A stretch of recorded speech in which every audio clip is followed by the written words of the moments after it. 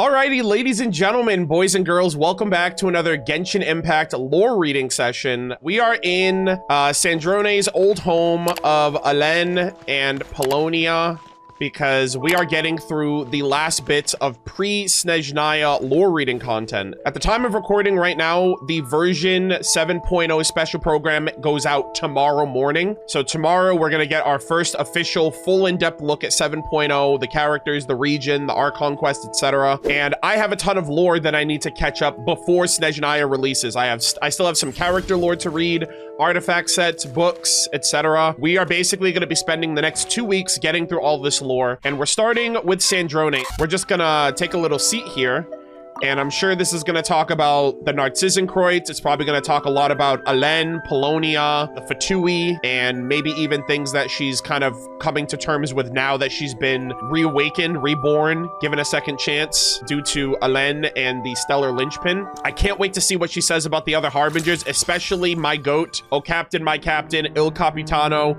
still ranked #1, by the way, strongest member of the Fatui Harbingers. With all that said, though, let us check out Sandrone. Birthday, January 13th, affiliated with the Fatui Cryostellar Linchpin. The 7th of the Fatui Harbingers, Marionette, interprets all phenomena through the prism of mathematics and is an elegant lady who is never absent from a It's so funny they say she's never absent from a tea party. We just did her recent tea party with Navia, and we just got to see Sandrone and Columbina's tabletop troupe outfits, which looked phenomenal. Those things look so badass. I'll have a full compilation video of that on the YouTube channel as well down the road. So hopefully you guys will enjoy that when we get to it. But yeah, so with all that said, gamers, we have a lot of lore to read, most likely. Character details. Alen Guillotin would call her Marionette. Behind this name was the story of a loved one he could never forget and whose memories he had naively tried to revive by creating her. Yeah. We were talking about this all the way back during 4.2, 4.3. Actually, maybe even earlier than that. I think it was maybe 4.0 or 4.1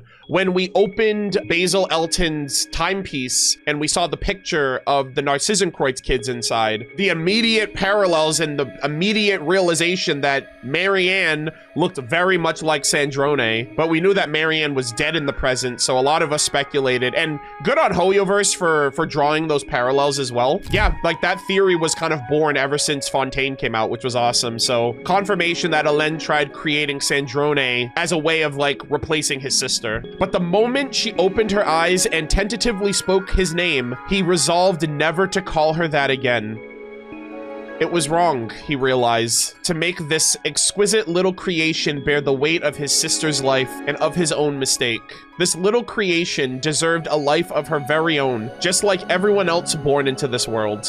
Oh my gosh. It's like you have all of these thoughts and you have all of these things you want to achieve and do, and then you look upon like your baby, right? Your child for the first time, and then you're like, they can be whatever they want. I'm not gonna force this life onto them. They're gonna find their own way, you know? So I feel like that's a very realistic reaction to have for someone in that situation. But from time to time, he still addressed her by that name, if only in his thoughts. He did so because just as the name, oh my God.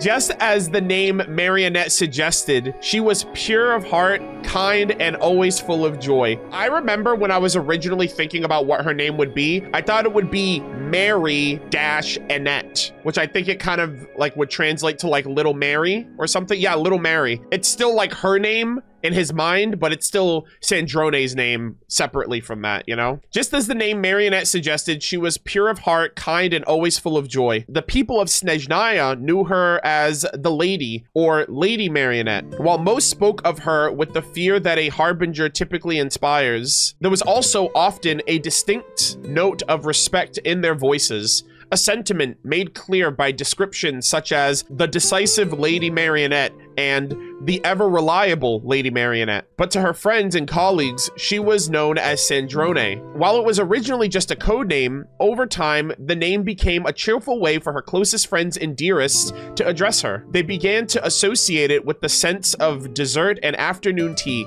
with the elegant turning of book pages and the steady ticking of mainspring. And of course, at times, it also invoked the grumblings and even furious outbursts of a lady who had lost all patience. Proper etiquette be damned. Once, a friend put this question to her. What do you want us to call you? It doesn't matter, and I don't really care, she replied nonchalantly. I've always thought names to be something that existed mainly for the convenience of others. What other people choose to call me is, to a very large extent, determined by which part of me they choose to accept. The expression on her friend's face was one that clearly suggested that they were woefully unprepared for her answer. Anyhow, what I mean to say is, no matter what people choose to call me, I am still myself. I will not change because they have chosen to call me by a different name. And since I do not care what they call me, why not just let them use the name they're most comfortable with? But as to whether I would respond to the name in question, that is another matter altogether. Ha. Okay, Sandrone, it's not that deep. She was like, yeah, you can call me whatever you want, but if you don't call me what I want you to call me, I'm not going to respond to you. So it's like, just tell me your name. That's all I want to know. Character story 1. She remembered very clearly the day she was born. First, it was dark. She opened her eyes and began to scan everything around her. She realized that she was sitting in a chair and that right before her was a man who looked rather old. He told her his name was Alain Guillotin. She repeated the name, then asked what her name was. The old man did not reply for a while, as if he had just been confronted with something he had never considered before. Yeah, it was at the moment that he saw her, he was probably gonna call her Mary or Marianne, and then he was like, oh, I changed my mind, but I don't know how to address you, you know? The old man did not reply for a while, as if he had just been confronted with something that he had never considered before. But in the end, he spoke with some hesitation. A look he had yet to understand crossed his face. Marionette. Marionette. She repeated the name. The old man's face became even more contorted by some kind of emotion. Aww. This is strange, she thought. Why is it that I can identify just about everything I can see in my field of view, but can't quite name what he is feeling? I should put this in my list of questions to be answered. And that list was a rather long one. For example, why was she here? How did she come to be? And what is the purpose of it? How do you dice a potato so that the pieces are perfectly uniform and so presentable enough for dinner? And what do you have to do that the plant on the windsill would yield the most gorgeous blooms? The answers to certain things she learned were easily found. In most cases, these simply required her to invest some time and engage in some straightforward learning. But other questions were far more profound. So profound that even the old man who made her was unable to answer. She spent most of her time with this old man, Alain Guillotin. At some point, she discovered that she did not like him very much at all. What? He moved too slowly and was thoroughly disorganized. He's an old man. What do you mean? He would often misplace his papers and tools, and from time to time, he would even hand her a notebook that served no practical purpose. Your life is a total mess, she said to him point blank. This poor old man getting bullied by his daughter. Your things are never where they belong, and your papers are scattered everywhere. The signs of a true genius, chat. You write a single equation across 2 sheets only for them to somehow end up on opposite ends of the room. In the face of her unfiltered complaints, an odd smile appeared on the man's face, as if he had just been praised for something. I was just about to say, I wonder if his sister used to talk about that, like, oh man, Al, what are you doing? Why is your stuff all over the place? Haha, that is exactly what Marianne used to say about me too. The man was simply impossible to understand.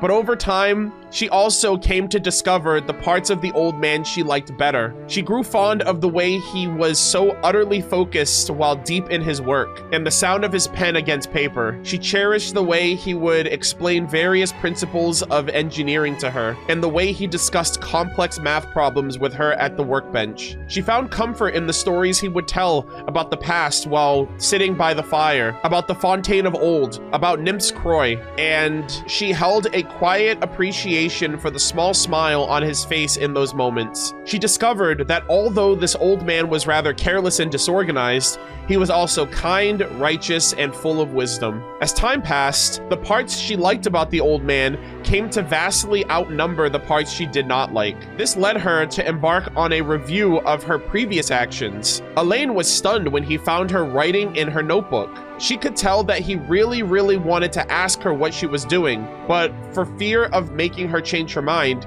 he forced himself to swallow his curiosity. She decided to take the initiative. I think I dislike you, she said.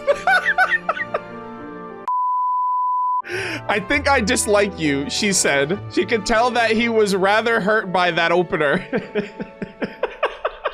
But I also discovered that I was wrong. It was a judgment made at the time when my base emotional logic and objectivity were not yet fully in place. She continued, but now I feel like you are, oh my God, but now I feel that you are a very good father.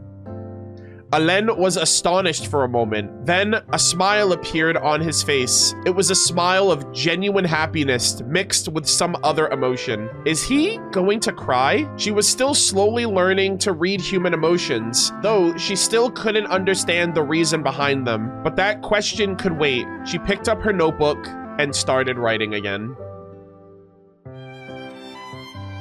What a spectacular first story read, chat.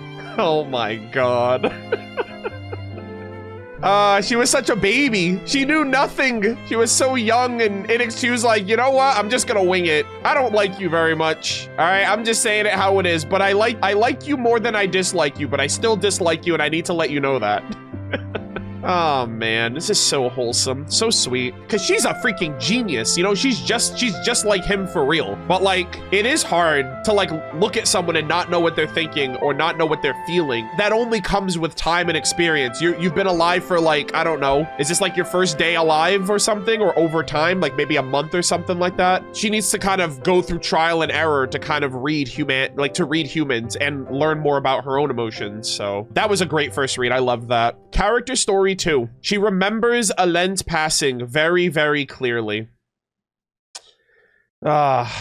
So we go from happiness to grief. Good Lord. She remembers Alen's passing very, very clearly. Alen was bedbound for some time before his death, and during this time, he relied entirely on her to care for his day-to-day needs. In the beginning, he was still able to respond to her and to converse with her, listening to her recount the fresh news and gossip she had gathered while out on her errands. But as time wore on, all he wanted to do was lie quietly in his bed. As she sat on his bedside and read to him, she could hear a long, labored rasp from his throat from time to time. It sounded as though Alen was being suffocated by his own breath, or as though he was being held by the throat by the air itself. When Alen created her, he had given her the sense of touch, the sense of taste, and even breath, which served as a cooling system to regulate her body temperature. But now, in the final chapter of his life, all those things were being taken from him, one by one. First went his sense of taste, then his sense of touch,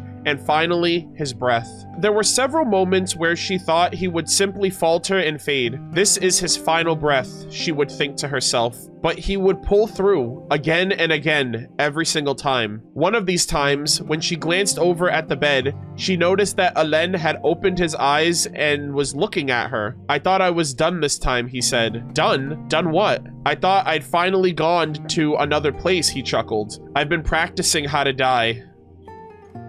He wished to pass on in his sleep, he explained. Better yet, he wished to pass on in the middle of a beautiful dream. A dream where he would be lying on a grassy lawn, looking up at the blue, blue skies of Fontaine, together with his friends and his sister. Oh my God, chat.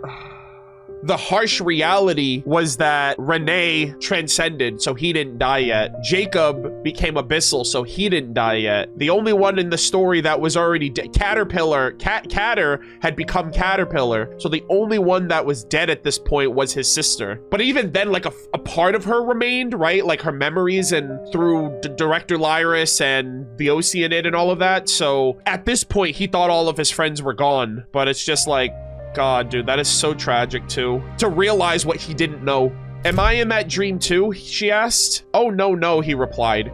You do not belong to the world I am heading to, my child. You have a very long road ahead of you here on this side. Do you wish to go to that world? Alen let out a long sigh. It's no longer a matter of whether I wish to at this point. He turned his head to look at the ceiling, as if he could look through it to another world beyond. No one truly knows the taste of death, for it is a fruit that one can only savor once in a lifetime. Holy moly, what a powerful statement. It sounds to me like it tastes pretty awful. Maybe. Alen chuckled again, though she did not know what was funny about her words. Yeah, see, that's another thing. She doesn't understand, like, dark humor or just the humor in the tragic, you know? But it is rarely the dead who suffer. Holy shit, bro. I love Alen so much. Yeah, the dead don't suffer. It's the people, it's those who miss their loved ones that are gone that are actually suffering. Oh my god. But it is rarely the dead who suffer, he went on. The true pain is borne by the ones left behind. Holy shit. Yeah, it's like funerals are for the living, not the dead. Yeah, like funerals are meant for us to go and mourn and grieve and say our farewells and our goodbyes. The dead are already gone. Like whatever happens after they're dead is irrelevant, you know? It's, you know, they've gone on. This seemed to be some sort of prediction as well as personal reflection on Alen's part. Yeah, he lost his sister. His sister was gone, so he was suffering his whole life. And now that he's experienced that and he brought you into the world, he knows that when he dies, you're gonna go through that same, it's a part of being human at the, like, that's quite literally a part of like just being human, whether it's your friends, your family, acquaintances, like people that you know just in life, people you like you admire, like celebrities, creators, stuff like that. We kind of are all affected by other people even if we don't know them directly. And whatever this was, he was right. She continued to go out to the shops after Alen's death, even though there was no one home to use whatever she brought anymore. She still tended to the garden and maintained Polonia, although she had no idea why she did so. Maybe she hadn't had enough time to accept the truth, or maybe she truly did not know what else she could do. She pondered this, and the thought left her deeply unsettled. Go, do what you want to do, and seek out your own desires, my child. Oh, man. For some unknown reason, she had started thinking about Alen's final words to her. But there's nothing I want to do, and I desire nothing, she told herself. But I should go look for it, she thought. All right, Alen. She spoke to the vacancy of the empty bed. Looks like it's my turn now. It's my turn to practice living. Oh, man. I'm already like stuffed up because I'm sick. I should have known that I'd get emotional from reading this. Damn, that was so good. This was even better than the first one. Damn, dude, what a great story arc. That was a great send-off for Alen. Character story 3. Oh, man. She never expected to stay so long in Snezhnaya, and neither did she expect that a land could get so cold. She literally had to warm up the thought inside her head in order to...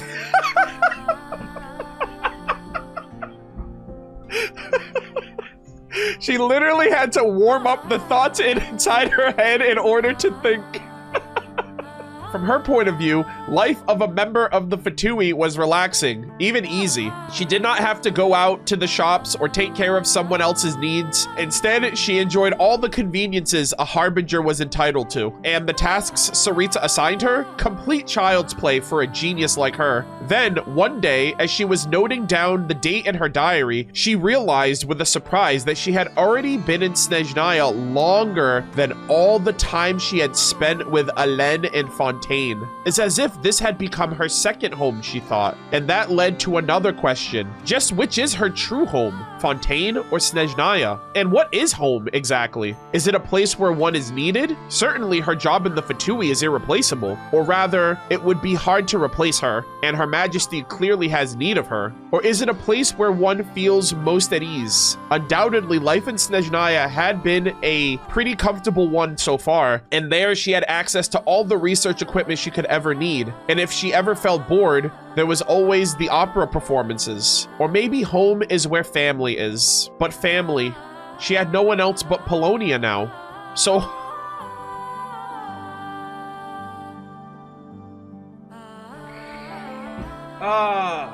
my god. They're killing me right now, chat. They're killing me. Again. They're literally killing me again. Our home is where family is, but family. She had no one else but Polonia now. So home is where Polonia was then. In that case, did that mean that if she and Polonia were to travel elsewhere, for example, Mondstadt, that elsewhere would become home for them? Then she came to realize the fundamental problem was that she had no idea what she wanted or wished to do. All she had been doing was falling down into her old habits of being needed. That's all. It's also kind of similar a little bit to Columbina's situation. Columbina, like, went from place to place because she was just being used by people, and when she felt like her usefulness was expended and like exhausted, she was like thrown away kinda. So for her, Sandrone's like, wait a minute, I don't want home to be where I feel needed. I want home to be where I'm like at peace. So I kind of see some parallels, but that's probably why they get along so well. They relate so much to this. It was a realization that made her homesick. Just how pathetic was that? Yet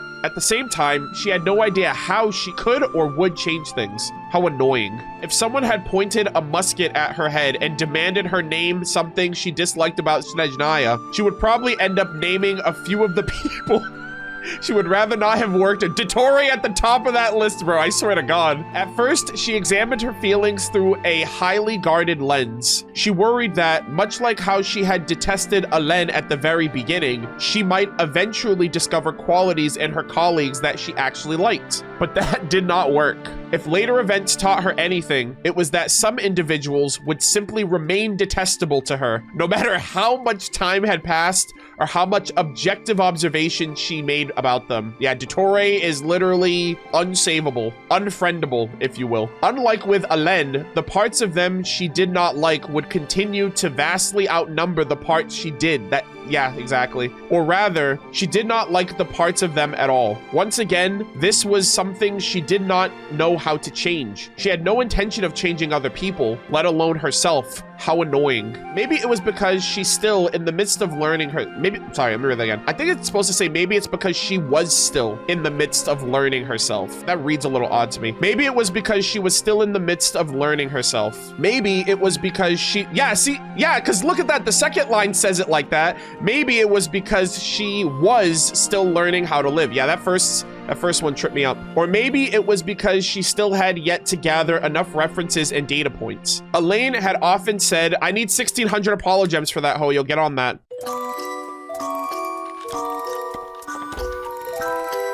Alen had often said that knowledge was the very foundation of the world. That's so funny because that's what she said to, like, in response to Rerir. She was like, you're wrong. Like, Rerir was like, you do not want to know knowledge. Knowledge will fuck you up. And she was like, no, buddy, you're just freaking, I don't know, you're just dumb. Knowledge is the true foundation of the world. So, yeah, she learned that from her father. You too have the potential to be driven mad by knowledge. You're wrong. The unknown is but a fog to be dispersed. Knowledge is the true pillar of the world. Alen had often said that knowledge was the very foundation of the world. And this was something she kept telling herself too. But she was in no hurry to answer those questions. Hopefully, as she continued to lay the stones of her life, she would be able to eventually grasp these answers. But for the present, she heard that the Tsaritsa had appointed a new Harbinger who had been singing in the garden all day long. There was a curiosity worth checking out. Wow, that is cool. So, chat, let me cook right now. You know how I originally had the theory that the Tsaritsa just knows what rank to put everybody, and their ranks almost feel like preordained, right? Some people are like, oh, how's Capitano still rank 1 when Columbina is the Tri-Lunar Goddess? It's like, oh, well, wouldn't she be higher ranked than Capitano? First off, no, you're wrong, okay? And I'm saying that, okay? Objectively, no one's beating the captain, number 1. But number 2, it's interesting because she recruited them out of order. She didn't recruit Capitano first and then Dottore and then Columbina. She must have gotten them all out of order and then eventually landed on where to rank them. Or maybe she always knew what rank they were gonna get. But I just find that really interesting. It seems like the Tsaritsa was cooking on those ranks before she actually made them.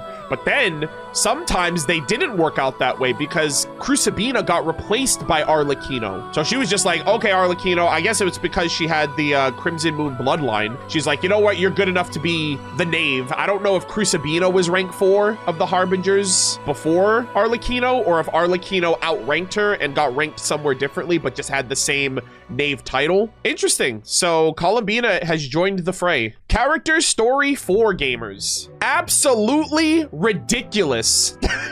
Just what sort of person was she dealing with? What sort of person would follow her all day long, knocking on her door in the middle of the night to sing, and even barge in on her pleasant solo tea parties like that? Okay, that's a little sad. Oh, sorry, solo tea time. I filled in tea party. Okay, she's having solo tea time. That's a little sad, honestly. I will admit that's a little sad.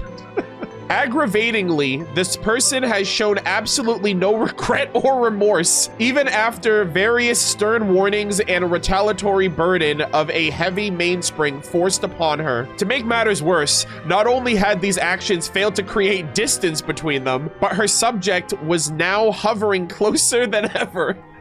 Did she not understand basic social etiquette and a person's need for personal space? Apparently, Sandrone was told, that annoying people just that annoying people really had ended up walking around with that heavy mainspring on her back for an entire week. What was that? A declaration of war? Some kind of demonstration to the world of her bully's cruelty? Damn it. The next time she came around and disrupted afternoon tea again, she's going to get the nastiest drink ever. Okay, that just sounds like you're gonna invite her to the next tea party. You know, that sounds like you're trying to be tsundere right now. You're like, you know what? I want her to join the tea party, but I'm not gonna make it pleasant for her. It starts, chat. This is how it starts. Columbina wasn't even trying, bro. Columbina wasn't even trying. She was just kind of aloof. She was just living life, doing her thing. However, Sandrone's stance softened as she watched Columbina unquestionably take said beverage, only to let out a soft whimper. What in the... So now I'm really the bully, huh? Oh my... Now Sandrone's the asshole. Oh my god. So now I'm really the bully, huh? Just how naive is she? Does she really have no idea that when someone has it in for her? Does she even stop to think of for a moment? Oh my god. Does she even stop to think for a moment? And so a half apologetic, half guilty Sandrone brought out a portion of her precious tea snacks for her. And when she saw the smile reappear on Columbina's face, she could not help but feel vexed again. Ugh, so annoying. How annoying. This sense of vexation only grew when later on, Columbina began taking afternoon naps in her room like it was the most natural thing to do in the world. All right, I think they're together. I think Sandrone just doesn't know it yet. Don't you have your own room? She charged. I do, but I feel very much at ease here. Chat. It's like what Sandrone said earlier. Home is where one feels at ease. So home is wherever Sandrone is. Oh my god, stop. Stop. What are you doing, Hoyo? This is so sweet. I do, but I feel very much at ease here. Columbina responded matter-of-factly. If anything, it felt like Sandrone was the odd one here for even asking the question. Just you wait, Sandrone thought to herself. Just you wait. Next time, I am kicking you out of my room. And I'll throw you out along with the bed if I have to. A bedless room would be a small price to pay for some personal space and real peace and quiet. But when she saw Columbina lying in her bed the next time, Sandrone wavered yet again, because this time, it looked like Columbina was crying in her sleep. Aww. What now? She certainly picked a convenient time to put on this pitiful act. What an utterly artless, naive creature she is. It's as if she truly believes anyone around her is good and kind, and that the world is a beautiful place. It's as if she, just like how I used to be, a little voice in her said. Sandrone immediately tried to shake the thought off. The two of us are nothing alike, she quickly told herself. At the very least, I'm definitely smarter than her. This is so sweet, guys. When Columbina woke, so she's kind of almost I don't know, she's just knowing what it's like to care for someone, or she's realizing what these like these interpersonal emotions are that maybe Alen never got to talk to her about, like falling in love or caring about someone beyond just your family, you know, stuff like that. When Columbina woke up from her nap and found a blanket draped over her, she smiled at Sandrone. It wasn't me, Sandrone lied. Polonia was the one who put that put that blanket on you, sorry. But why did she have to lie? She did not know the answer to this question because she's embarrassed. She did not know the answer to this question. All she knew was that she did not wish to admit to doing it. Absolutely not. In that case, thank you very much, Polonia, she said in all earnestness. But curiosity is a beast that always demands to be fed. God damn. Did you have a dream? Sandrone asked. What did you dream about? Oh, so she's trying to wonder why she was crying. It was a moment before Columbina began to tell her story, matter-of-factly, without a shred of guile, simply because Sandrone had asked. And after listening to Columbina's story, Sandrone was more convinced than ever that the two of them were nothing alike. The world has already taken so much away from Sandrone, and that made her different from Columbina. For Columbina never truly had anything to begin with. Is that why you're always looking up at the moon out in the yard? Columbina nodded. If you like, Polonia can keep you company in the garden today. Really? Columbina asked. Sandrone did not reply. Thank you, Sandrone. Ha! You should thank Polonia instead, she responded a little crustily. And now, it's time for you to get out of my room. Go with Polonia. The day was the first time since Alen's death that Polonia had left Sandrone's side. Yet, for some Chat, that is so foreboding. The first time Polonia left Sandrone's side was to go and help give Columbina some company. And then the last time Sandrone and Polonia separated was when he died to help bring Columbina back. Like, what are we doing, Hoya? Why are we... That's a parallel if I've ever seen one. That day was the first time since Alen's death that Polonia had left Sandrone's side. Yet for some reason, Sandrone slept better than she had in a while. It was as if having Polonia soothe the heart of that annoying creature, Sandrone's own heart was also somehow soothed in return. This was simply something she felt she had to do, even if she could not quite explain why. But the very next day, when Polonia showed up to the Fatui meeting with a flower crown on his head and flowers all over his chassis, Sandrone once again swore to herself that she would never ever go soft on the ill-mannered creature again. Columbina! That very day, Columbina was made to stand just outside Sandrone's room while the latter busied herself with stripping every single odious flower from Polonia. Hey, how do you know Polonia didn't like it? What if Polonia was like, I appreciate that, thank you. A sign hanging over her neck reads, I am a naughty child. I am a naughty child who messes with things that don't belong to me. But for some reason, she did not seem unhappy about it at all. Sandrone's treating her like a child, actually. It's kind of funny. This was a fantastic read. I thoroughly enjoyed this. Oh my god. Her first interactions with Columbina. All right, character story 5. With the inheritance. Oh, okay, so this is present day. With the inheritance she received from Alen, Sandrone was able to welcome her second birth. She had always believed she was smart, or at least smarter than most. It was only at this juncture that she realized she was actually far more foolish than she had thought. She told herself she should have gotten there a long time ago. She should have listened to her heart to understand what words like loss and to endure really meant. She should have expressed her gratitude to her friends more and made more friends. She should have returned to Fontaine long ago, to Alen's graveside, where she would tell him all about what's happened to her since she left tidying up his grave. But it was never too late to start, Columbina told her. Columbina herself had learned this from someone else. She let out a little snort. Never did she imagine that she would be receiving life lessons from Columbina one day, but she accepted it anyways. There was no denying it. Columbina was right. Holy moly, guys. Sandrone has truly been reborn. She would have never admitted defeat. She would have never admitted Columbina was right about anything over her. in the past. When news of Sandrone's resurrection reached Snezhnograd, words of sympathy and concern quickly followed, alongside a generous offer of post-mortem leave from her position. Damn, it's like, hey, you died, you can go.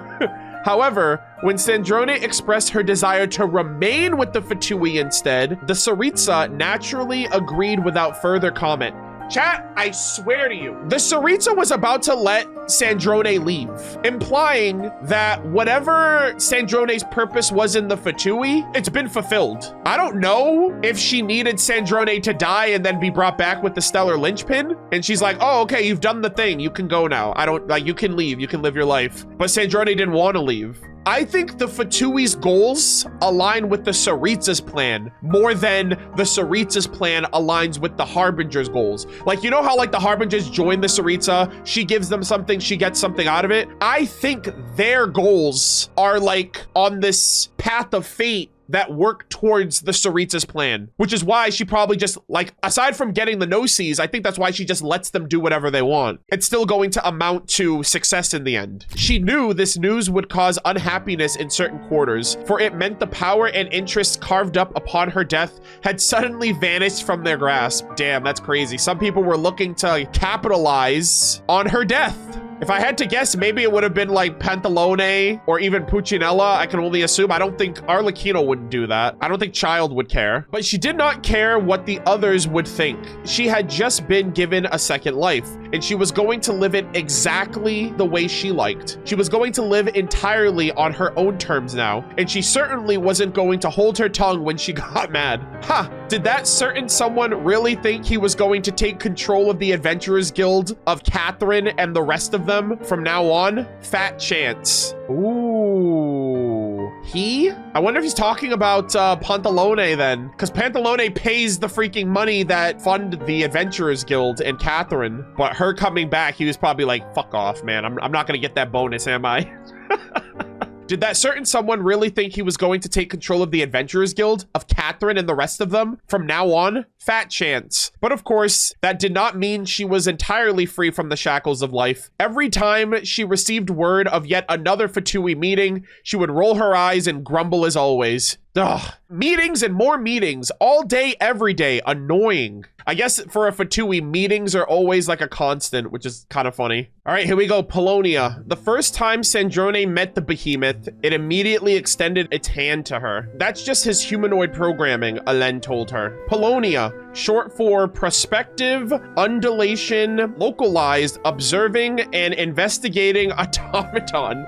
I didn't realize Polonia was an acronym. That's kind of cool. Was built for measurements and calculations. I don't know if that was mentioned in her book or not, or maybe I just forgot, but that's really cool. Was built for measurements and calculations. Nevertheless, he hoped these human-like additions would allow the world to see Polonia as more than just a machine, because just like her, Polonia was also one of a kind. She was delighted by the new family member in her life. She took Polonia on walks where she would teach it to identify the various flowers and birds that they came across. But Polonia was a slow learner, far slower than she was. According to Alen, this was because Polonia's core processing power was dedicated to predicting the future via simulation. Wait, what? I can't think about things in the present. I have to 10-head the future? It just reminds me of Alen because they were trying to save the world from like a future catastrophe. And it's interesting that Polonia can see the future and like see future disasters before they happen. So I'm kind of curious if he created Polonia so that way they can foresee future cataclysms or future catastrophes before they happen, maybe. Yeah, like almost kind of like the world formula. But why do that, she asked. Alen then said something she would understand only much later. At the time, she only thought Polonia was impressive, but she even envied Polonia a little. Why couldn't she do something so amazing herself? But like Alen, this amazing giant needed looking after too. He would frequently get stuck halfway through their walks or somehow get wet from the water meant for the flowers. She had no choice but to learn the ins and outs of Polonia's workings and tune him when needed, as if she was looking after her baby brother. Oh my god, that is so sweet. And this continued even after Alen passed away. The day Sandrone returned from Alen's funeral service, she was like a wind-up toy with a jammed spring. All she could do was stand silently in her room with her raincoat on, unable to even move or even close the main door. Then she noticed Polonia lumbering towards her, and like the very first time they met, he extended his huge hand to her. She stared at that hand. It was so massive, capable of holding up the future of the entire world. And from this day forward, it would also have to anchor her past. This was a loss utterly unbearable for her. The void it left behind nearly enough to crush her. Every bit of that burden now fell upon Polonia, and he would bear the weight without a single whisper of complaint. Although Polonia did eventually hold up the future of the... Oh my god, that is so cool. Polonia literally helped save the world, actually. Having Wanderer's core in his I wonder if that's why she did it. Because Polonia was like destined to like predict and safeguard the future. That seems appropriate for that to have been the case. Although Polonia did eventually hold up the future of the entire world, he could no longer support his own weight. Sandrone has not given up on fixing Polonia ever since. But she knows that with her current knowledge and skill set, she is far from able to fully restore Polonia's core. Yo! If we get playable, what if Polonia is his own separate character? Maybe that's why she didn't want to leave the Fatui, because she still needs, like, more knowledge on how to, like, fix his core. Bro, that would be cinema! We were like, oh, we want Polonia to be a part of Sandrone's kit. This might be cope, but I'm hoping that this is, like, foreshadowing that maybe she'd be able to create, like, Polonia into, like, a playable robot character, right? She would need to, like, get another branch of Irminsul or something, maybe. But that kind of sounds like she's still trying to fix him. But she knows that with her current knowledge and skill set, she is far from able to fully restore Polonia's core. More importantly, she refuses to settle for a compromise restoration, bringing back a Polonia that would no longer recognize her. For that would be a complete insult to the great Polonia and to the family he was to her. And so she arranged for Polonia to be returned to a secret location, that home they used to share, and she would visit Polonia every now and then. One day, she hopes her devotion will reward her with a familiar clinking sound of Polonia starting up anew as he extends that giant hand to her just like he used to. Brother. So she is still working on him. That's why he's over here, I think. Before we did the event, like before we finished it, like obviously before I read this, somebody asked me, they're like, oh, why do you think, like, do you think she's like working on him or whatever? But like, I thought she just put him here for preservation. Like, you know, this is his resting place. But like, given the fact that he's standing and he's literally in like the crafting area, I feel like it's because she's like trying to build him. Or like trying to rebuild him. I don't know if she would remodel him because I don't know if we could get this Polonia playable. Like this Polonia, that'd be fucking crazy if they just give us this Polonia playable separate from Sandrone. Genshin's never done this. I don't think they ever will. But like the other Hoyo games tend to, well, not the other Hoyo games, like Zenless, I think, has like team attacks or like joint attacks in the co-op modes. I think that'd be cool if like if Polonia was playable and then if you have Sandrone, they do like something special. But yeah, that is awesome. So there's cope, but there's also hope, chat. Also, I completely forgot, but we did get her to Friendship 10. I do have her tea break name card here. Sandrone may have learned to enjoy tea parties from Alen. In those days, even a tea break for two never felt dull. But later, when there were finally enough people for a proper tea party, they left one after another. Oh, great. That's so sad. And in their absence, she seemed to come a little closer to the loneliness Alen had known.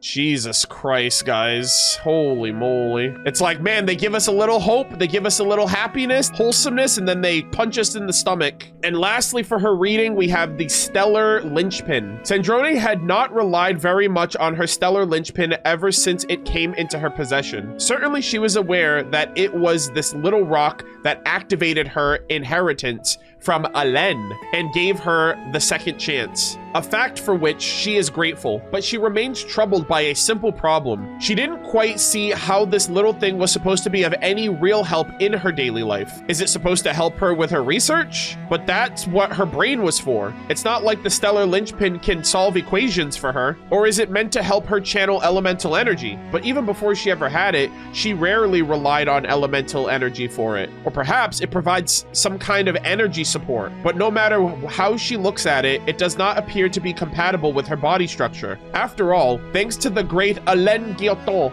Lord Artificer, she already runs on a core power supply system that is pretty much perfect. Eventually, she settles on using the cryo in the stellar linchpin as a cooling well for herself and Fagio during heavy-duty computing tasks. Additionally, to ensure combat and energy efficiency, she has also temporarily adapted Fagio's attack logic to work with the stellar linchpin. And if anybody asked Sandrone what her wish was, she would only say the words "wish" is both too lazy and too complicated. All she wants is to deconstruct the universal principles of all things and continuously lay the bedrock of knowledge. But does that count as a wish? Certainly, but is that all she wishes for? Of course not. Right now, she is doing what she wants to do and what she thinks is right. This alone makes her happy, and perhaps this is more than enough. Who is to say that the call of a wish such as this just isn't compelling enough? And who is to say that choosing to lead the life one wants isn't right? One wish shouldn't be considered nobler than another. In her mind, everyone has their own life to live, and if anyone has a problem with that,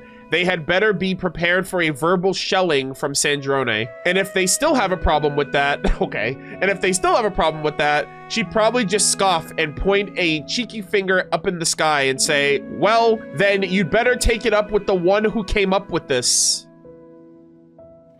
How does she know that? She's like, take it up with the heavenly principles, not me. God damn, dude. I guess she's smart enough to put two and two. I mean, I guess realistically, they govern the rules and the functions of this world, but that's still pretty sus. It didn't really tell us anything about the stellar linchpin in particular, just like how Sandrone thinks or feels about it. But that was an exceptional read. I love everything that they did for Sandrone's character from the moment we met her to like building her and developing her and kind of like early foreshadowing her connections to the Narcissan Quartz, Ordo, and Fontaine. Shout out to the quest with Curve as well. I feel like she was that Fatui that was trying to get research on Curve, maybe for like research and robotics and whatnot. And obviously Nodcry, the freaking recent event for Fontaine, everything for her character was exceptional. We got like a final send-off for the Narcissan Quartz plotline as well. So absolutely loved it. All right, we're gonna get into her voice lines now. I hate self-introductions.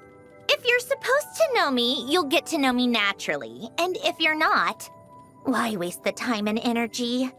But, very well. For the sake of etiquette, I'll humor you just this once. Behold, before you stands Marionette, 7th of the Fatui Harbingers. Hell yeah. That's a freaking cold intro, man. No pun intended for, like, the cryo and all of that. Anyways.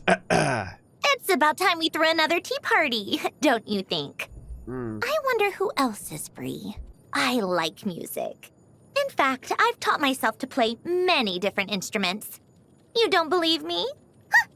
Find me a piano, and I'll show you a thing or two. And show us a thing or two she does during the Fontaine event. Like, that whole animation was really well done, too. Like, they pretty much animated and mocapped, I think, the whole thing, which was awesome. Called back to the Zeppel-Yarny Palace again? Ugh, seriously. What's the point in all these endless meetings? If you're a Fatui, there's 3 things guaranteed in life. Death, taxes, and meetings.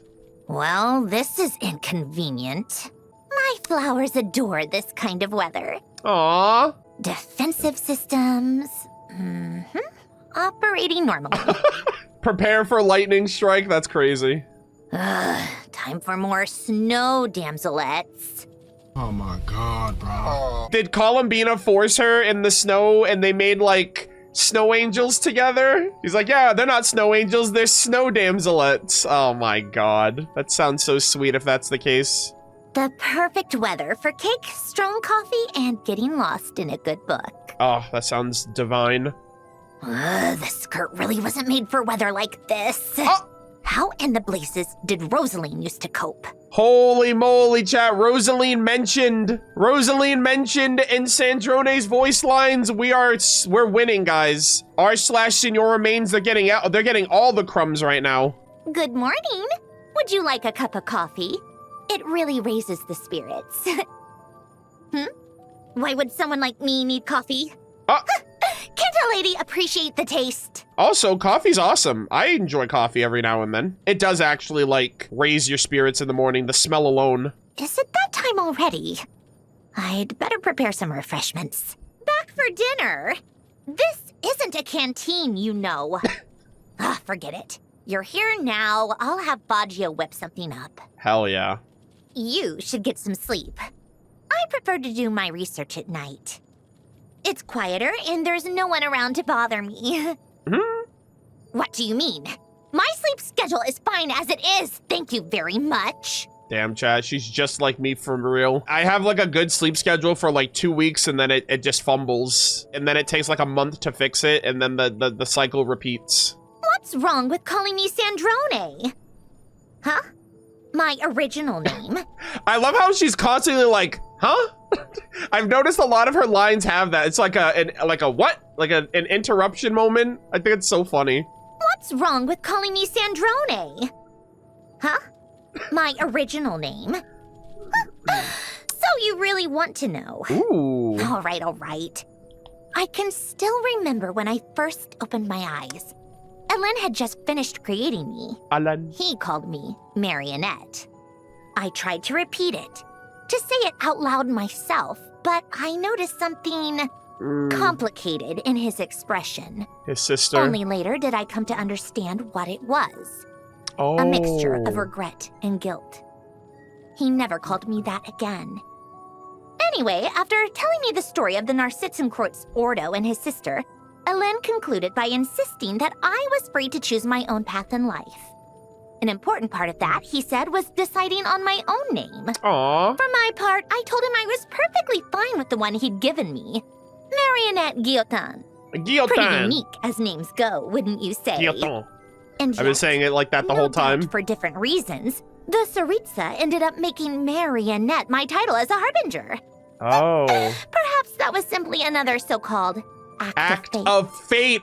Guys, I swear to God, it was an act of fate. The Tsaritsa's on fate's level. I actually kind of wonder if she is actually on like the level of fate, because she's a fae, which means she was made by the Hyperboreans. I assume, right? I assume she's a fae. The Belyazar's a fae, and the Hyperboreans were like freaking astro-brained. They were like 1 billion IQ compared to everybody else, and that was the society that was ruled by the first angel and the Voyager. They're the descendants of that like super secret advanced, maybe not secret, but like super advanced race. I would imagine the Tsaritsa has like a lot of secrets and things about herself because of her Fae origins. It just seems like the Tsaritsa, like everything is just falling into place. It's almost like it was meant to happen. That'd be kind of cool if she had like premonition for her journey. Like what if she knew about her plan and now she's just enacting it? You know what I mean? Like what if she got a glimpse into the future and she saw a future that she could materialize and now she's putting the work in, you know? Something like that almost.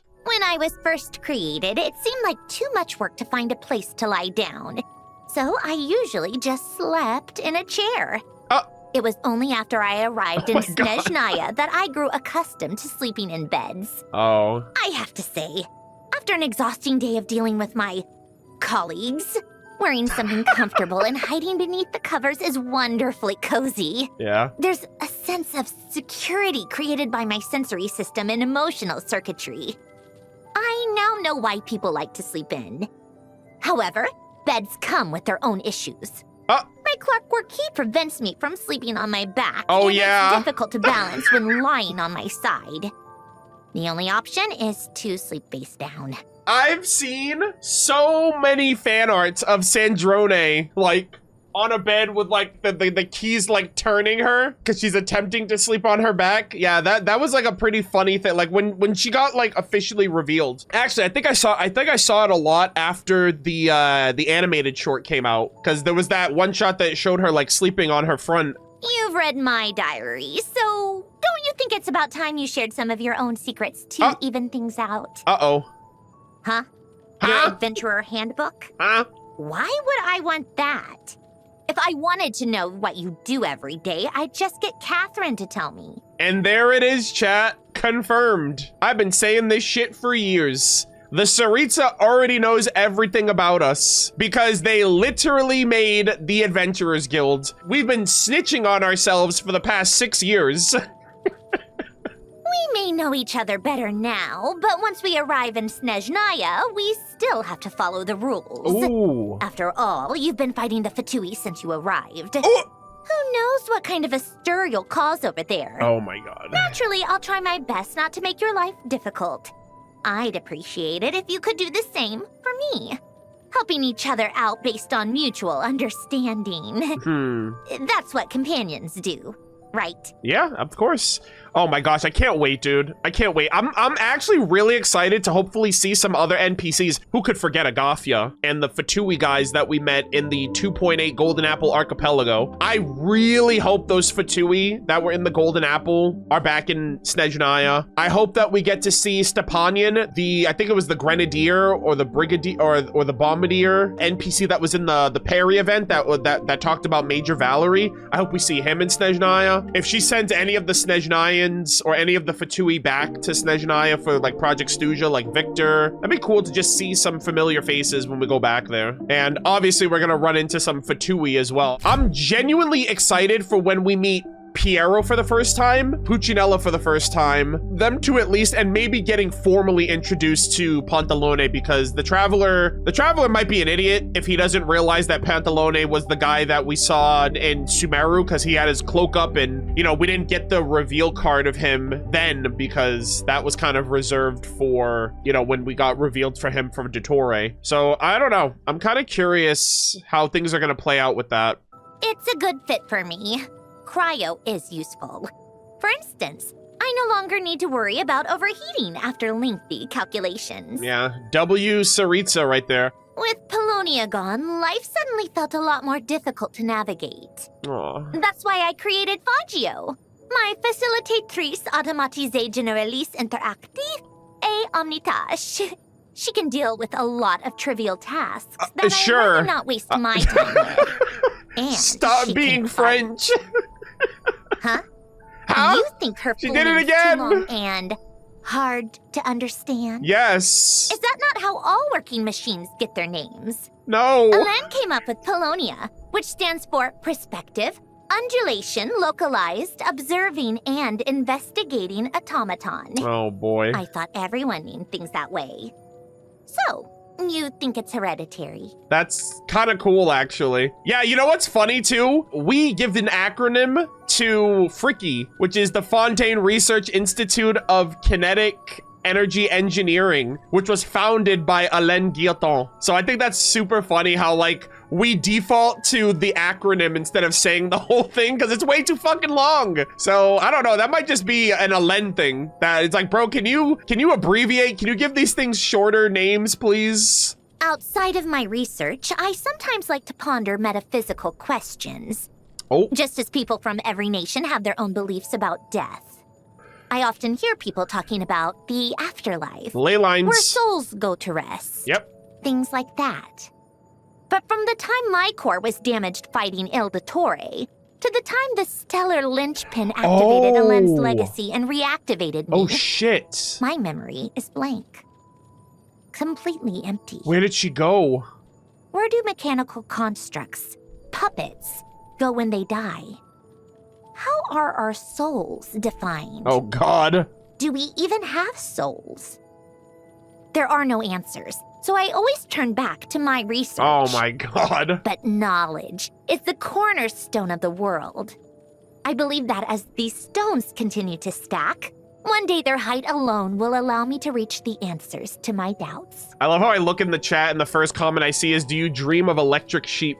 She's just counting electric sheep. Yeah, that's an existential dread crisis question that you'd be having like in the middle of the night when you can't sleep. Yeah, that's interesting too, because like we know of the ley lines. Like when you die, you go to the ley lines. And I assume that there's more, maybe it's just a different form of existence, but it's not exactly what we experience. But yeah, she was like, yeah, I guess she's like, it's just a void. It's just nothingness from the time I died to the time I was resurrected. And that's pretty scary, because then you think about Albedo, you think about Scaramouche, you know, these beings that were created alternatively to like the regular process of like, you know, procreation or whatever. Okay, so let's get into the characters. Oh my gosh. That great shaman seems nice. Is she really very old? Still seems like she's got plenty of energy to me. Best girl. Though she does get a little too worked up sometimes. What do I mean? I'll just say you too. Oh, well, recently I was talking to her about you and me going underwater to look for something. And before that, I told her you were in Not Cry helping Columbina get her name back. She got so animated, her face turned bright red. Oh my god. I wonder if it has something to do with her age. Chat, she knows. She knows. I'm dead, I'm cooked. Damn, she just snitched on me. She just said, like, yeah, he was hanging out with us. Columbina took him to the moon and back. Figuratively and literally. Dear, I can explain, okay? It's not what you think. I promise, it's not what you think. I don't know how she does it. That cat girl always seems to find the weakest spot in every machine and then bleh, broken. I wish her brother would have a word with her. Oh my god. Never mind. I guess it's a talent, really. Maybe I should have her help me stress test my future creations. If my machines can't survive her curiosity, what chance do they have in battle? Yeah, curiosity killed your bots by the cat.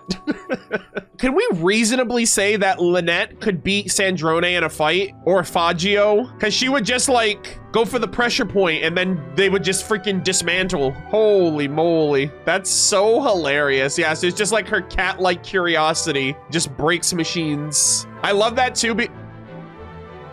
Chat, have they ever done this before? Have they ever had an about for a character that's not playable? Unless, hold on. I know it's her dad, but like, they've never had a non-playable character about me outside of the Fatui. Unless someone can fact check that. Outside of the Fatui and playable characters, or like soon to be playable characters, I don't know if they've ever done this before. I went to check characters who have abouts to NPCs: Zabai, Skirk, Chi-Chi, and Durin. Oh, Zabai and Skirk talk about the Moon Sisters. Chi-Chi is Dusky Ming, and Durin is about Anya. Okay. Are the voices about the Harbingers always in order of rank or just Sandrone? I don't remember. When's the last time we got a playable Harbinger? What, Arlecchino? That was almost 3 years ago. So, but I think so. I think they're always in order. It's not all of them all the time, but I think they're always in order. Cause that's when I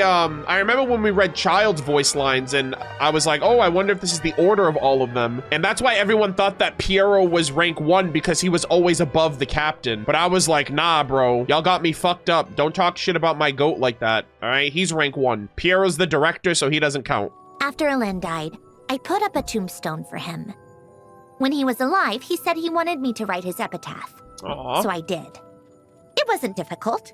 List out his deeds, then pick a quote that captures the way he thought. Aww. I went with, regrettably, there's nothing more to say. Yeah, we saw that. It was something he often said. You think it sounds fatalistic. Maybe to those who didn't know him. But he always said it with a smile.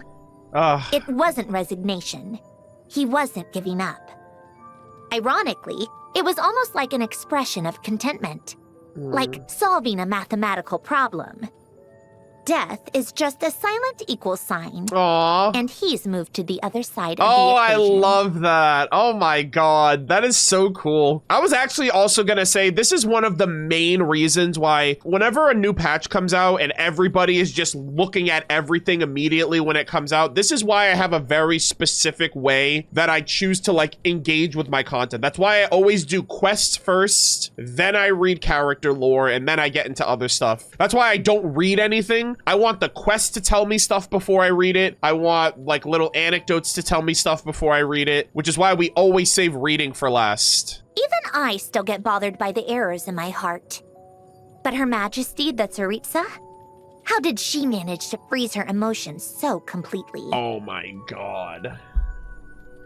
It's because she's Elsa from Disney's Frozen. Conceal, don't feel, chat. Holy moly. She is literally the Ice Queen. It's probably her powers. First off, like, I assume her authority was forcibly passed on to her after the Belyazar died. I don't know if she, like, willingly inherited it, and maybe she couldn't control it initially, and then she was just like, you know, I just gotta get this shit under control and lock in. That freezes who she previously was, right? It's like Rosalind. I said this in my analysis too, but Rosalind used to be this expressive, very caring Mondstatter. The expressions and the person that she expressed herself at her tea party in the animated short, that's the closest that, like, of Rosalind's personality. After Rostam died and she was, like, gonna burn herself to death, the cryo delusion suppressed all of those memories and emotions of who she truly was, and that's what allowed her to take on this more, like, wicked and cruel demeanor of La Senora, right? It actually happens too, like in the fight with her, when she like awakens from the ice crystal and becomes the Crimson Witch of Flames, her delusion is destroyed at that point, and all of her old memories of Rosalind and her emotions and her rage and suffering from that time come back to the surface. That's what's happening with the Saritsa too. If she is like a very like passive, almost apathetic like character that doesn't really show her emotions, I wonder if it's because her cryognosis or her cryo authority is suppressing that. Bro, oh my gosh, all the Harbingers, let's go. Yeah, so notice how we start with the Archon, and then we go to the Director, and then we get, I think we're gonna get them all in order. Always issuing orders.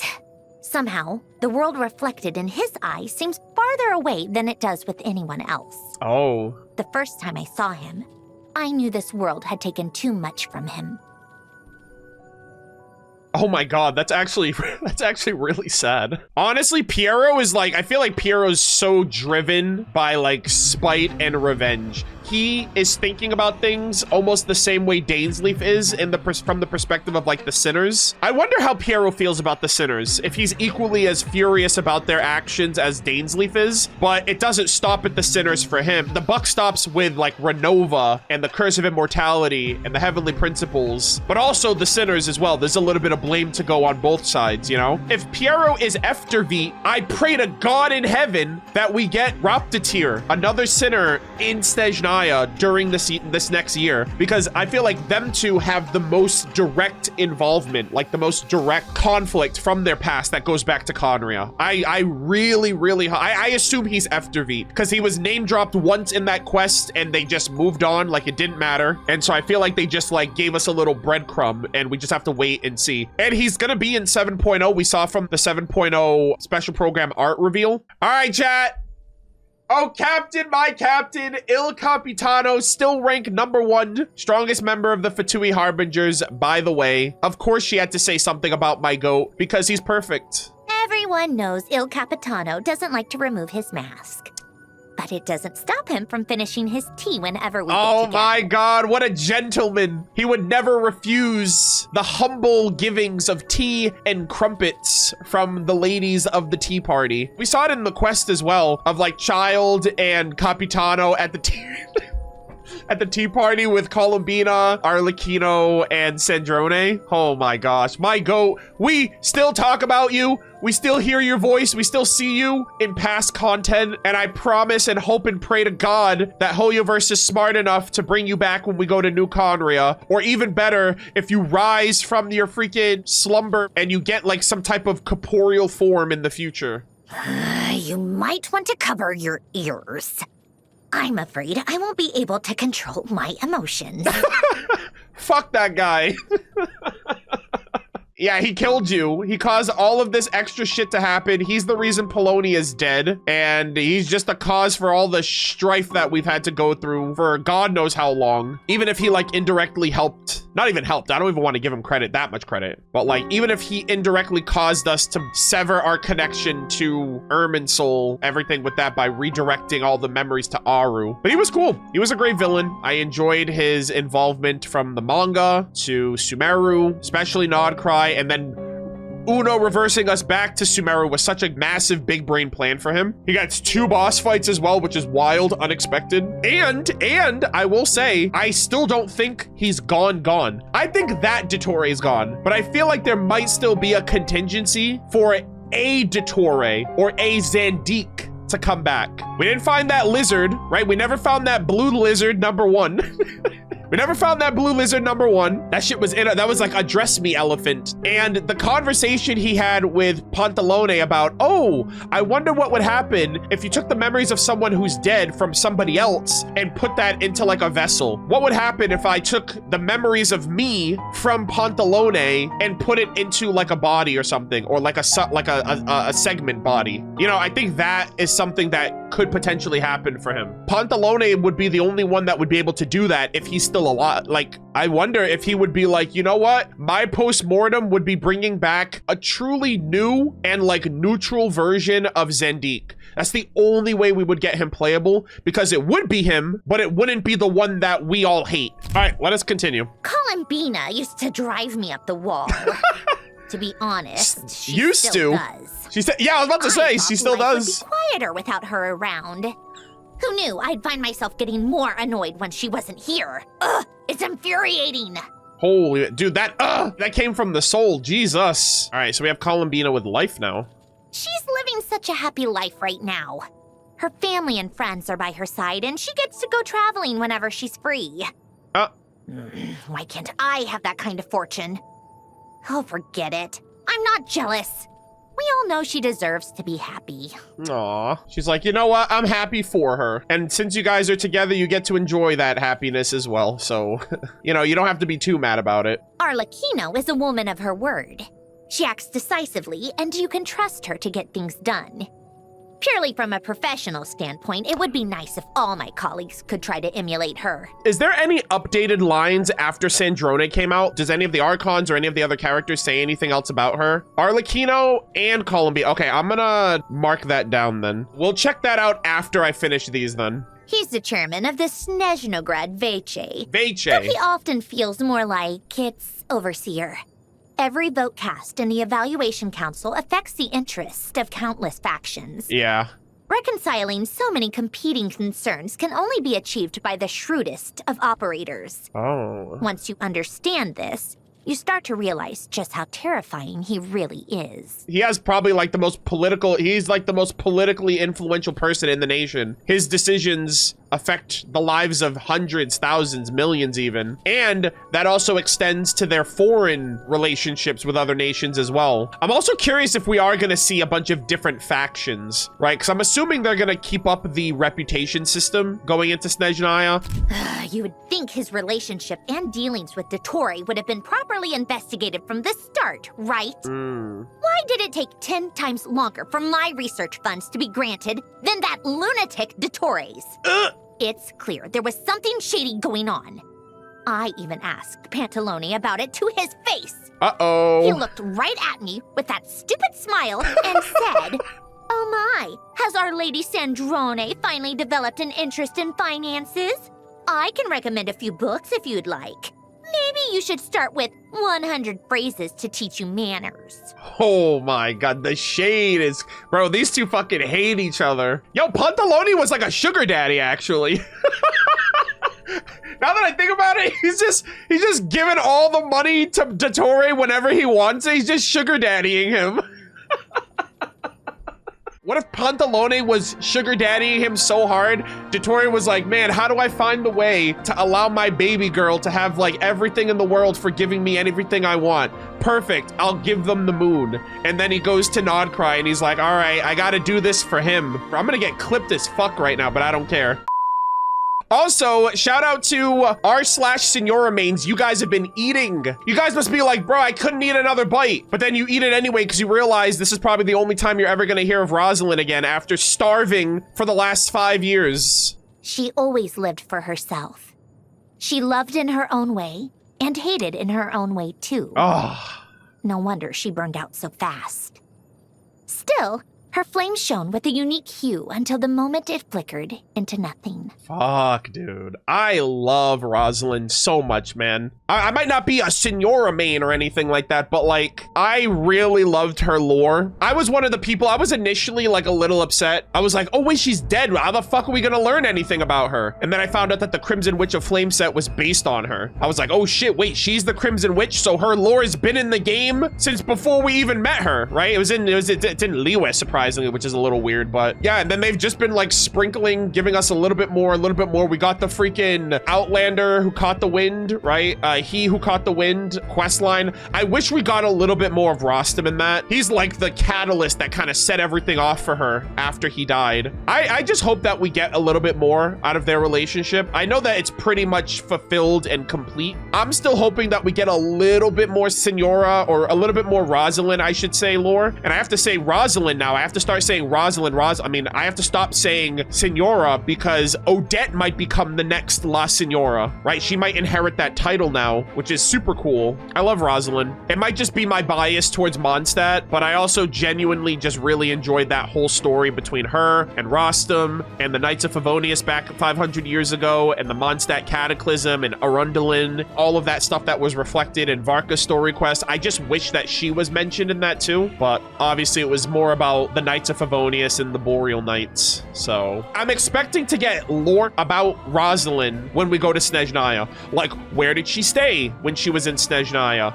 Odette hopefully is going to have a ton of lore about her. Odette is like the living remnants of Rosalind, being her student. I'm expecting if we go to like Zapoliarni Palace or wherever the Fatui stay, maybe Rosalind will have her own room there. That's like, this room's been untouched ever since she died. And I definitely expect to go and see her grave when we go there, like the one that's frozen in ice.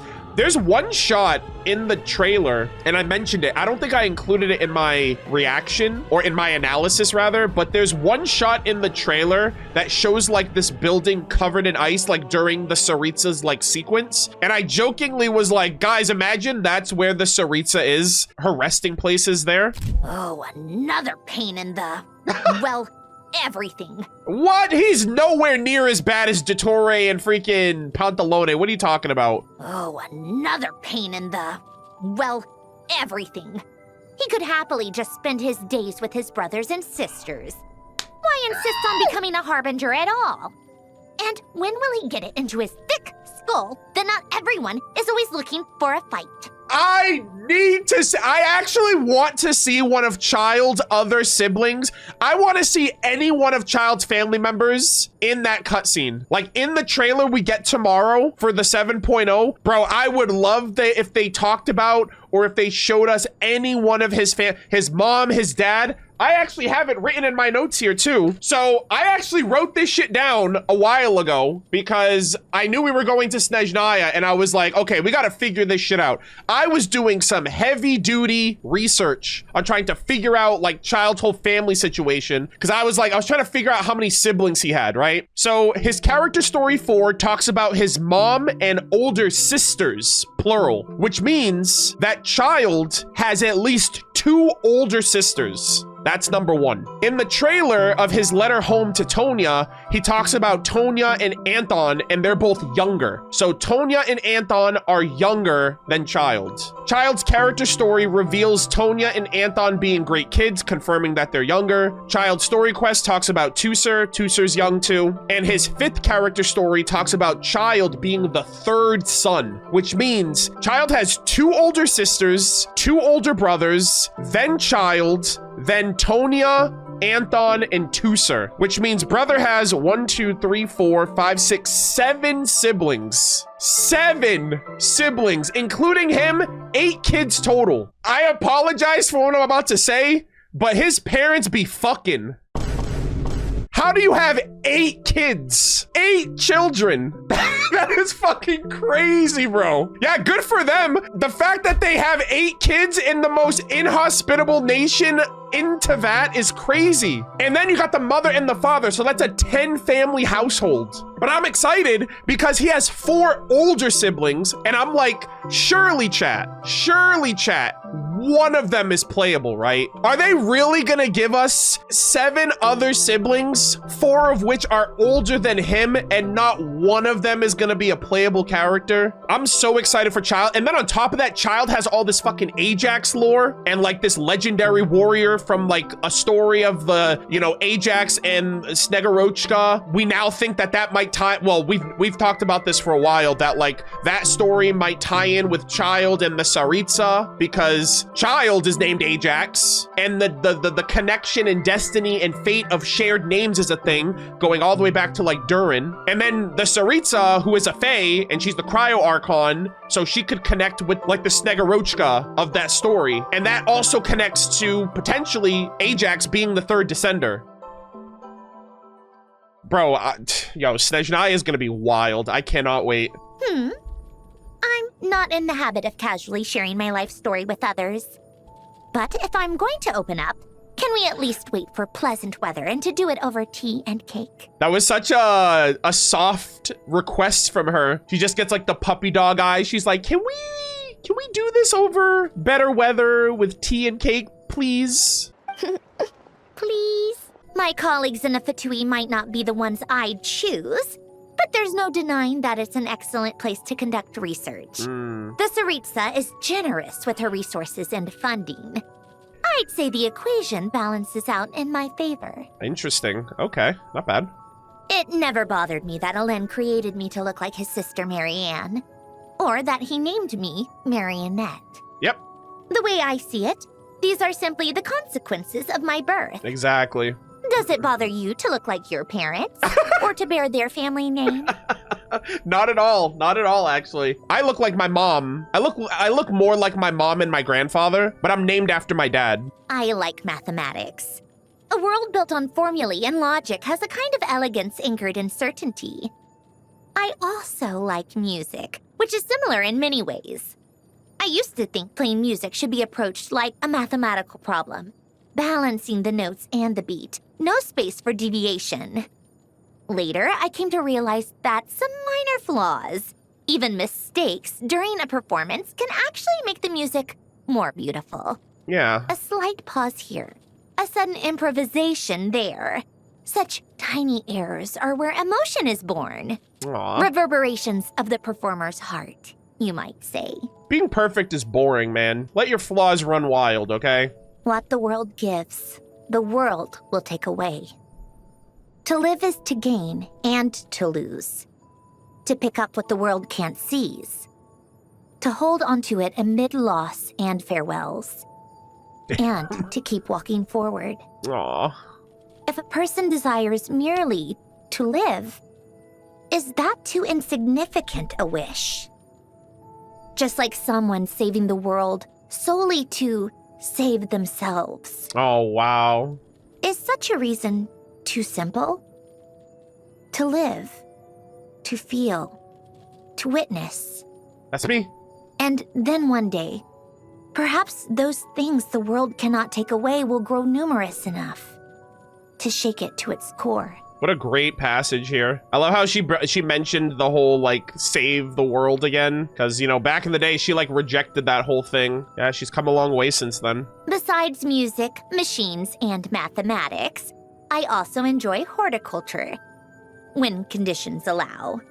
I like to document the process as my plants grow and flourish. Yep. Most of them require little intervention. They're independent, resilient. I used to believe I was the same. Aw, you still are, in your own way. She's like, oh man, I'm just like these flowers. Every time I see a fluffy little animal, I just want to pick it up and give it a big hug. Oh my god! But most animals don't like machines, so they always run away when they see me. Aw. Hey, don't look at me like that. I don't want your pity. So what if I can't hug them? It's not that big of a deal. Someone get this Fatui Harbinger a puppy right now. I was not expecting her to say that at all. That was like the last thing I was expecting her to say. She's like, oh yeah, I love fluffy little aminals. Would Linnea like avoid Sandrone completely? Or Flynn's? Or like any fae that it applies to? Thanks to this body, I don't suffer from allergies or indigestion. So food is purely a matter of pleasure for me. Wow. But if I had to choose, I think I like small dainty pastries most of all. Just looking at their exquisite shape brings joy to my heart. It's a 1-2 punch for the eyes and soul. Yeah, and she's like, yeah, I just like eating desserts all day. Also, yeah, can't relate, man. Can't relate to allergies. I'm allergic to shellfish. I can't eat shellfish, crabs, clams, lobster, scallops, like I can't eat any of that shit. I can't eat the bugs of the ocean, basically, and maybe that's a good thing. Indigestion, that comes and goes. That sucks. That's a pain in the ass, so I'm jealous of her. I don't like greasy, spicy food.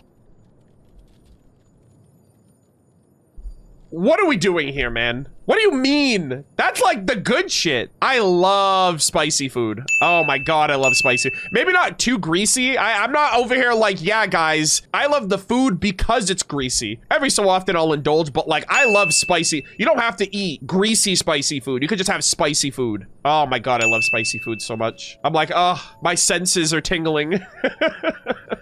I don't like greasy, spicy food. It's got nothing to do with taste. It's just hard to keep the smell from clinging to my clothes. Oh. It's very inelegant for a lady. She's trying to keep up appearances, guys. That's the thing. What a phenomenal reading session, guys. I didn't realize this was going to take me like 2 hours to get through, so I apologize. We're still going to be reading some more stuff. I just didn't realize how chonky this was, and we're not done yet. We still have 2 more interactions. Apparently, Arlecchino and Columbina have additional voice lines about Sandrone Oh, yeah, right here. Sandrone 3. Yeah, so this one was new. This one was just added. Sandrone has returned. Woo! I'm so happy. I noticed her wind-up key sometimes turns a bit faster now. Aw. It always seemed to turn at the same speed before. She said it's because she's embraced her inner feelings, and that she's different now. But whether she's changed her outfit, or her key turns faster, Aw. I feel like Sandrone is still Sandrone, my best friend. Aw. Whether it's her past or present self, she has my complete admiration. I told her this, and her key turned faster. Oh! I don't know why, but it's really interesting. Wait, does the key turn faster when she's like flustered or embarrassed? Hold on, that's actually hilarious. Oh man, that's adorable. That's so cute. It's in her idol. I mean, I'll tell you right now, the last thing I would notice is how faster or slower her key on her back turns. Oh, okay, well, this is a little odd because, okay, this is the... Oh, holy shit, it actually, oh my God, that thing is turning. Oh, did she get a letter from Sandrone? I'm sorry, did she get a letter from Columbina? I never even looked at those letters. I saw the animations when they first came out, but I didn't realize, I didn't look into like what specifically that was all about. Damn, she got like a freaking Sandrone, I'm sorry, she got like a Columbina love letter. That is so cute, I love that. All right, and lastly, Arlecchino, another tea party goer, had an update as well, so let's check this one out. Return. Okay, about Marionette. After experiencing so much in Notcry together, I've come to realize my previous assessment was unfair. She's a reliable comrade and a reassuring companion. On the eve of another harsh winter, every additional pair of hands is welcome. So I'm glad that Sandrone has returned. Her presence provides comfort to the children. Nice. Yeah, so didn't she say before? Yeah, this one was like, I have very little interest in her. I have little interest in her. She's extremely passionate about her research and does not appear in public often. In fact, many of our officers have yet to see her at all. Compared to, let's say, someone who would go so far as to create segments of themselves to better wander across the land. Holy. I suppose you could say she is at the other end of the extreme. I assume Arlecchino's relationship with Sandrone wasn't like the closest thing in the world compared to like Sandrone and Columbina, or even Rosalind even, you know, because she like wears high heels and she wears similar dresses to Rosalind now, which kind of reflects a little bit more of their relationship. So I guess now she's like reflecting on like, you know what, I actually kind of care more about her than I let on initially, which is valid too, because it's like, what the fuck's Arlecchino? Like, why would she tell us this? Like, we didn't even know Arlecchino all that. I'm sorry, we didn't know what's her name, Sandrone, or any of them all that well back then. So this would have been 4.6 when she told us this. Very nice little update updates. All right, so we finished Sandrone's character lore readings, but we do have, and I know this is a pretty extensive video, so I do apologize. I didn't realize it was going to be this lengthy, but we still have her signature weapon, a teaspoon of transcendence. So we're going to read the last bit of flavor text and lore for this and wrap this up. So we have an object of fantasy with countless definitions amidst the endless sea of stories. On the grand scale of the universe or the realm of dreams, there is no real difference between the holy sword of the brave warrior and the princess's teaspoon, or between the ice-cold clock spring and the key that will unlock the gates of transcendence. Yeah, so we're gonna get into some Narcissenkreuz's holy blade of Narcissus mentioned there. That's pretty cool. All right, chat, let us lock in. The heroes of different stories will naturally find different holy swords, and they must also face different nemeses. And for all their strengths and schemes, the villains will ultimately be defeated by the heroes wielding their swords. So it ends the same way again. The heroes defeat the evil foe, and then he and the princess live happily ever after. The clever, elegant young lady closed the book. The clockwork key on the back gave a faint, curious whir. Okay, so this is Alen reading the story to Sandrone. I don't understand, Alen. Why do all these stories end the same way? Why does the hero always win? I suppose people prefer stories that are easy to follow and end happily. I once had a friend who loved chess. Looking back, I think it may not have been the game itself we loved, but what the game stood for. He used to say that chess pieces have no choice but to follow movesets for them, just as those too weak to resist have no choice but to give in to fate. That sounds like Renee, maybe? Stories are no different. If a hero is given a holy sword, then the story must also give him a dragon to defeat. The clever, elegant young lady thought it over with great seriousness for several seconds, then quickly arrived at a perfect conclusion. I have no idea what that means. Then let me tell you a different kind of story. In this one, the hero with the holy sword does not win. Long, long ago, in a land far, far away, there was a kingdom ruled by a white dragon. Nibelung? Is that you? Nibelung was kind of a white dragon. He was depicted as a white dragon in Ochkanatland. Hold on a second. Excuse me? The prophecy foretold that the kingdom was destined to dry up and perish, and that even the beautiful princess would wither along with it. To save the dying world inside the eggshell. What are we doing?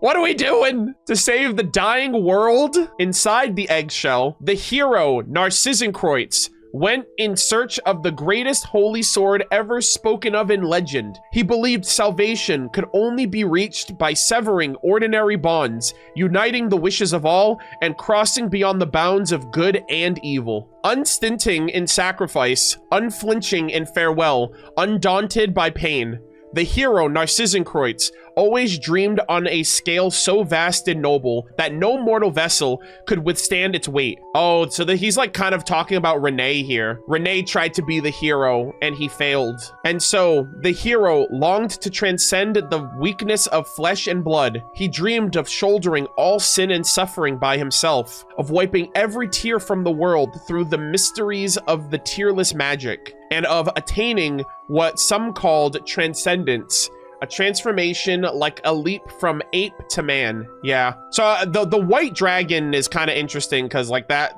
kind of sounds like Nibelung was supposed to be the hero of dragons, and to save the dying world inside the eggshell. Basically, in order to save Tevat, the hero Narcissenkreuz, aka Rene de Petrichor, decided to create his plan of merging all of the world's fates and consciousnesses into a single entity, and he wanted to become a descendant, and that would allow him to transcend to become a descender. Yeah, he's basically talking about Renee's failed dream, which is odd because he didn't fail until we showed up, but I guess Alen assumed that he failed in the end, right? Given everything that had happened. And what is a kingdom without its people? So the white dragon, stubbornly clinging to the old ways, tried to stop the righteous hero. He built countless wicked mechanisms and scattered them across the land, until even the hero Narcissenkreuz, though he carried the holy sword, was forced into a desperate corner. And before the hero fell into the chasm that dissolves all things, yep, the primordial sea, he seemed to think of the times he had once spent with the dragon. Then he said, yes, Hatred shall not fill me. I know that you have not seen the sights I have, and that is why you wish to stop me. He's probably like talking about the story of how they used to play pretend, and like how Renee would have to be the dragon and how Alen had to be the hero. But Alen couldn't stop Renee from pursuing his plans. In a way, I think Alen is the hero and Renee is the dragon, and he couldn't slay the dragon. The dragon stopped him from stopping him, and then it took the traveler to stop Renee in the future. So I think that's what it means. I will surely return to save all souls. 10 years, even 100 years may pass, but I shall be reborn as a new universe. Yep. His dream was always so sincere, the dragon thought. Perhaps for a moment, the dragon even wished the hero could win. Yet, a dragon is a dragon in the end. A dragon is not so easily moved by the hero's heart.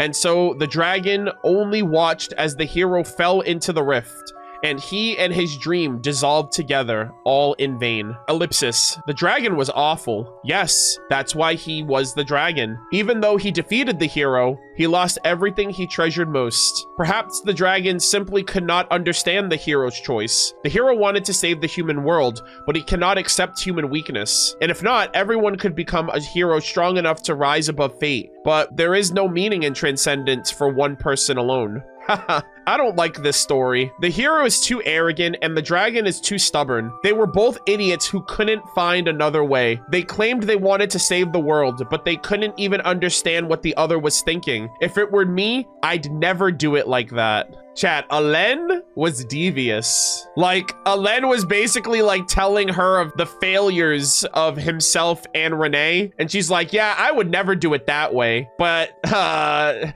Nodcry Archon quest would like to have a word with you. That's good to hear. After all, this idea of sacrificing yourself to save the world is little more than an unrealistic obsession. In the words of Caterpillar, it's an excuse to alleviate mental illness. So basically, if you think you can save the world, you have a mental illness. I'm sorry. I didn't say it. Caterpillar said it, okay? He's the GOAT. This is why stories where the righteous, kind-hearted hero wins are always more popular. The heroes of different stories will naturally find different holy swords, and they must also face different nemeses. And for all their strength and schemes, the heroes will ultimately be defeated by the heroes wielding their swords. Oh, Narcissenkreuz, we still talk about you to this day. It sounds like Alen was the dragon and Renee was the hero, since the dragon outlived the hero but lost everything in the end. Yeah, I guess I mixed and matched them up in my head, because Alen was, Renee was seen as like the villain overall, so I figured he would be the dragon, but I guess he was the dragon in our story. Like when the Traveler showed up, he was the dragon, and we were the hero meant to take him down. So his role got changed. But I guess from the perspective of Alen, the dragon stopped the hero. And that's the thing too, they didn't see eye to eye with each other either. Like they just stuck to their guns. They were both very similar. They were both geniuses in their own right. So there was a level of arrogance, I think, that they thought that they were right and they weren't even trying to view